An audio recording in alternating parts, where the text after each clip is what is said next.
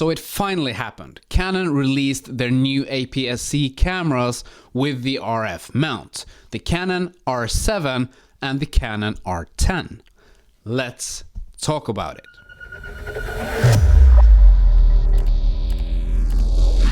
So finally, after several years of rumors, Canon now released the R7 and R10 cameras with the accommodating new RFS lenses. Now, first let's talk a little bit about the cameras. We have two brand new cropped sensor cameras. The R7 is the big brother of the R10. Both cameras have some similar features, like both cameras has a brand new aps-c sensor inside, even though the size of the megapixels is different. The R7 has a 32.5 megapixel sensor and the R10 has a 24.2 megapixel sensor. Now both cameras has the same Digic X processor as the EOS R6 and R5 and R3. And for photography, both of these two cameras can shoot up to 15 frames per second in the mechanical shutter. The difference is that the R7 has a 30 frames per second in the electronic shutter, while the R10 only has 23 frames per second in the electronic shutter. Now they both have Canon's fantastic dual pixel autofocus, now with human eye, face, head and body autofocus, and they also have animal autofocus that differentiates between dogs, cats and birds. And it also have vehicle autofocus that tracks race cars and motorcycles, and this autofocus was first introduced in the Canon EOS R3. They both have fully articulated touchscreens, and they are both able to stream directly to YouTube, something that we saw introduced in the now older Canon M50 Mark II. Both cameras has a micro HDMI connection. Unfortunately, we were at least hoping for a mini HDMI if we couldn't get a full-size HDMI connection, but we are now actually back to micro HDMI. But we just have to live with that, I guess. But what we also have is a USB-C port that accepts USB-C charging. But here on out we see a little bit more differences between the two cameras. First, let's take the R7. When it comes to video recording, the R7 records 4K up to 60 frames per second. The 4K is oversampled 4K from a 7K image, but the oversampling only applies up to 30 frames per second. So the 4K 60 frames per second won't have the same image quality as the lower frames. The R7 also shoots 1080p up to 120 frames per second, but here comes the big announcement. Canon R7 has Canon Log 3, C-Log 3. You're now able to shoot C-Log 3 with a cropped sensor aps-c camera with the new RF mount. And the R7 has in-body image stabilization, IBIS. So paired up with the right lens, you're now able to have up to 8 stops of image stabilization. The only EOS R camera from Canon that doesn't have the 30-minute recording limit is the EOS R3, or at least that was until now. The EOS R7 has actually up to 6 hours of continuous video recording, of course depending on your power source and the amount of storage available. The Canon EOS R7 has the same battery as the EOS R5 and R6, that is the LPE6NH battery. And with the Canon EOS R7, you can enable the close shutter when you turn your camera off. This will add another protection to your sensor. The Canon EOS R7 has 2 UHS-2 SD card slots with the option of redundant recording. You can also choose to shoot JPEGs to one card and RAW files to the other. On the R7 you have a microphone jack. That would be strange if you wouldn't have that nowadays, but you also have a headphone jack, and that comes really in handy if you want to monitor your audio if you're doing talking head video or shooting any kind of interview, making sure that your audio is good. With the USB-C ports that accepts USB-C charging, you can only use this capability with the new LPE6NH batteries. Even though the Canon EOS R7 are able to take the older LPE6N batteries, you're not able to use the USB charging capability with the older batteries, unfortunately. Now, the hot shoe supports additional accessories as microphones with direct audio connections. But what about the price? The Canon EOS R7 will be at $1499 for the body only and $1899 with the 18 to 150mm kit lens. Now, if you take a look at the Canon EOS R10, this will be lacking some of the features that we now have seen in the Canon EOS R7. The R10 will not have any kind of in-body image stabilization, unfortunately. We will only have the digital image stabilization that crops in on the image to be able to stabilize it. The Canon R10 doesn't have the same battery as the R7 does either.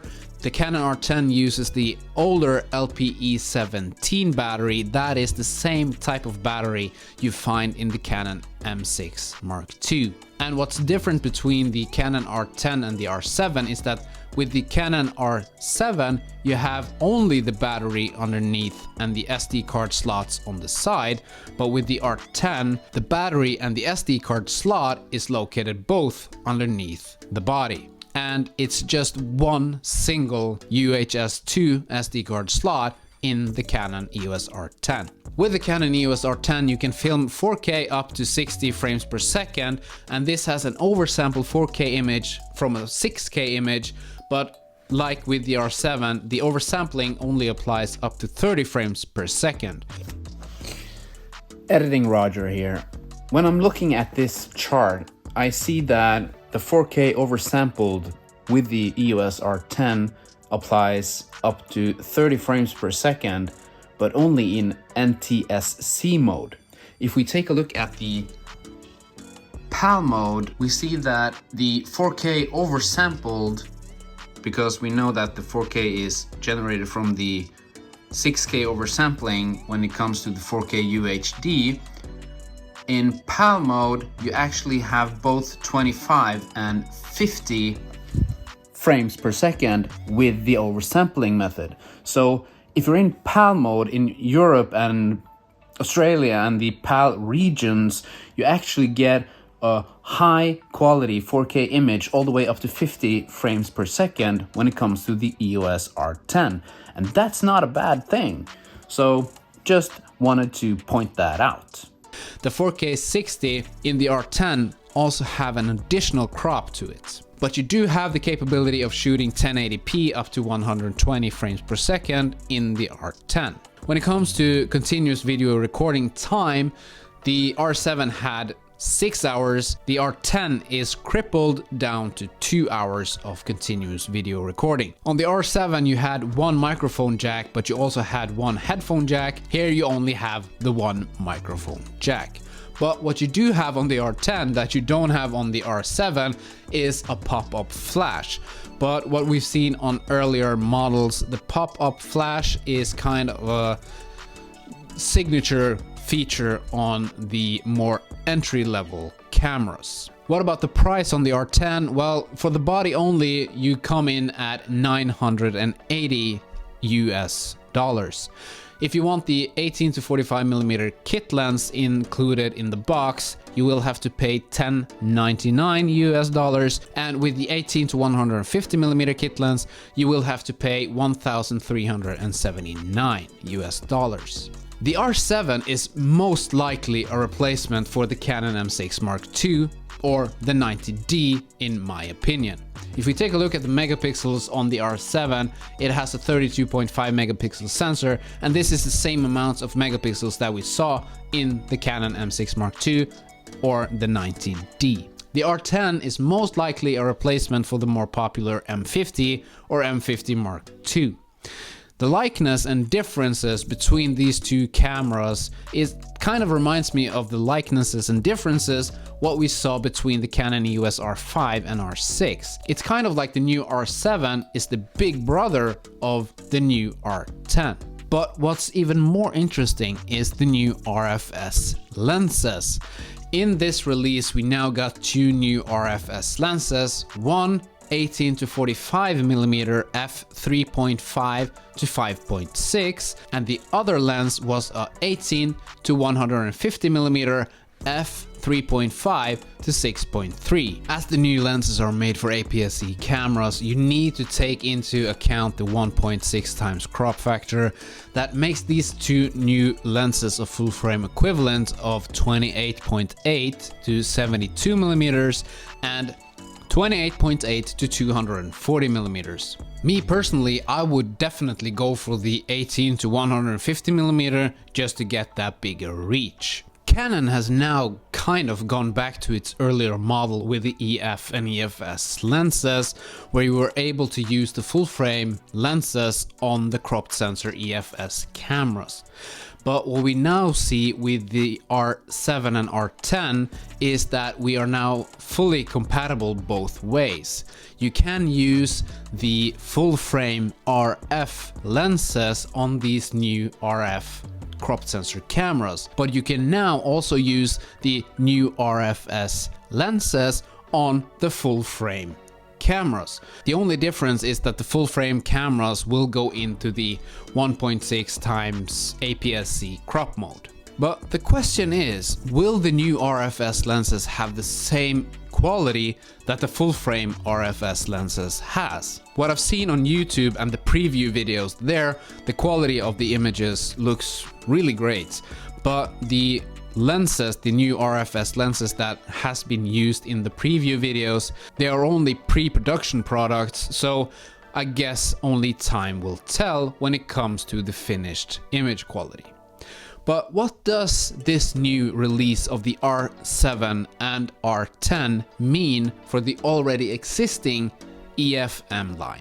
Well, we just heard that Canon has discontinued the Canon M6 Mark II. And if that wasn't the final nail in the coffin, I believe really now that the release of the R7 and R10 most certainly is. These two new cameras is the direct M50, M50 Mark II and the M6 Mark II and 90D replacements. So I do believe this is the final bye-bye to the EF-M line. Even though Canon is going to sell the Canon M50, I do not think we are going to see any new cameras, any new lenses for the EF-M line. But what's positive about this new release of the Canon R7 and R10 is that we now finally, hopefully, have cropped sensor cameras with good quality lenses, because that was what was missing from the EF-M line.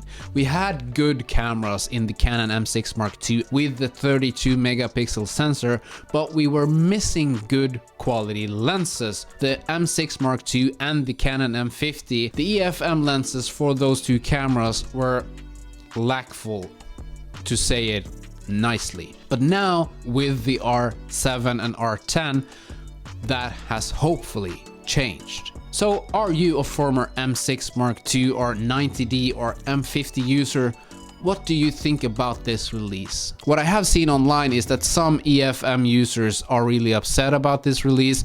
They are really unhappy that this is probably the end of the EF-M line. And are you going to pre-order one or both of these two new cameras? Are you staying with the camera you already have? Let me know in the comments down below. But that's it for this video. I really hope that you found it interesting, and if you did, please hit that thumbs up button down below. Subscribe if you haven't done that already. Thank you for watching, and maybe I will see you in another video.